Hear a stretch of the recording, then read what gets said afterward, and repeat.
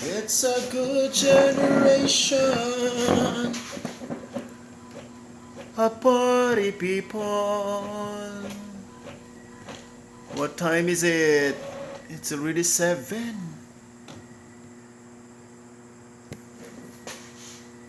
I'm alone here in the office.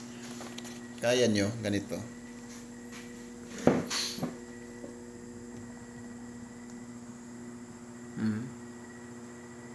Meron pa namang ano rito sa Comprera. Sabi nila.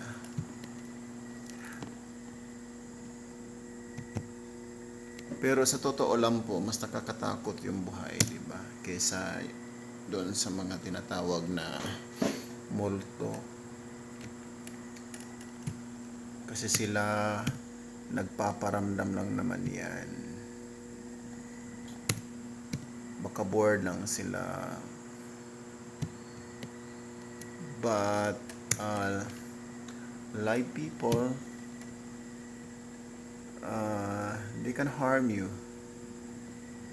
Yeah. So, mas kailangan natin mag-iingat sa buhay kaysa sa mga ano. Kasi yung mga patay na yan, paparamdam lang. Hangin lang yan po. So, it depends on you if you, what is this? Kung natatakot ka. Diyos ko, it's already 7. Ang dami pa nito. Uy.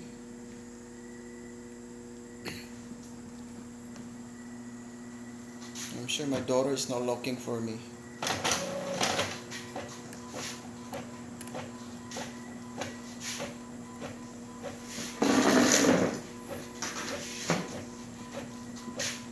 A lot of people these days are saying that I'm getting bigger, like I gain weight daw. Tingnan ko nga.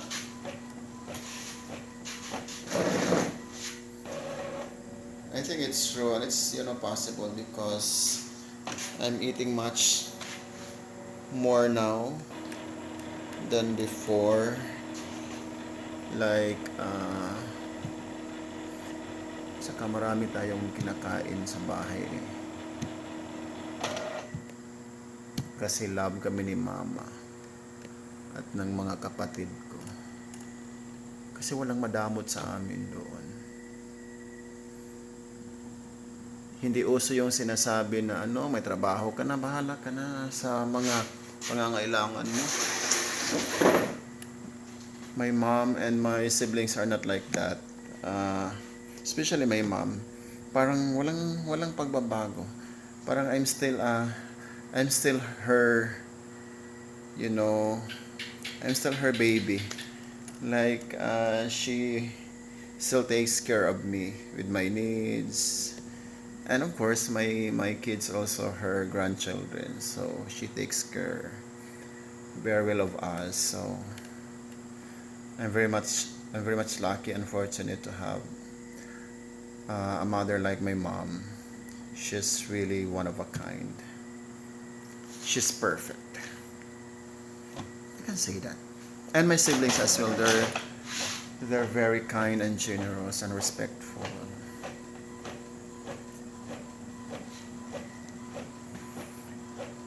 My God, I'm halfway of the SF9 or the report cards, and then after this one, the SF10 is gonna follow. So it's the same number actually. So like 31 for 31 students. And then I also have other data and reports to print out. So laban lang po tayo dito. Kasi after this, medyo relax na naman. So kanino ba yon? Alright, so anyway, we're paid to do this one, to do this work as a class advisor. So I have no choice. But to be clear about something, extending time at work, we're no longer paid for this. So, but it's okay. Kasi nga, para sa bayan. Whew, para sa bayan raw. Para sa kabataan.